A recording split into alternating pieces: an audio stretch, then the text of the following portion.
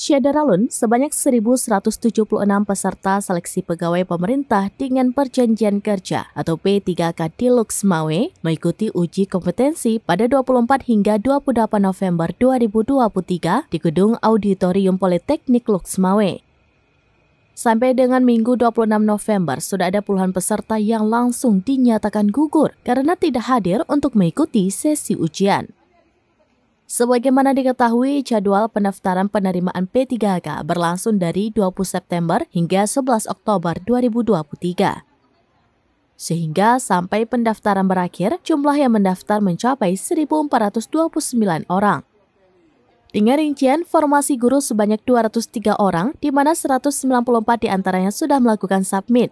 Lalu formasi kesehatan sebanyak 1.226 orang, di mana 1.142 diantaranya sudah submit. Di samping itu, pihak BKPSDM Luxmawe juga telah melakukan verifikasi berkas milik pendaftar yang sudah submit, sehingga telah menetapkan sejumlah berkas yang memenuhi syarat dan yang tidak memenuhi syarat.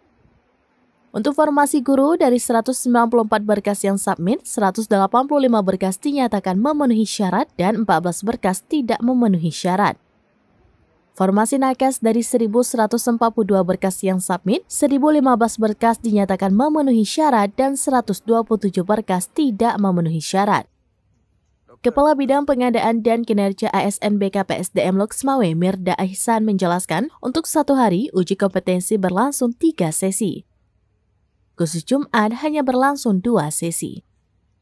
Menurut Mirda, pada hari pertama uji kompetensi yakni 24 November 2023 ada 10 peserta yang tidak hadir. Lalu pada 25 November 2023 ada 5 peserta tidak hadir. Pada 26 November 2023 ada 6 peserta yang tidak hadir. Jadi sudah ada 21 peserta yang tidak hadir.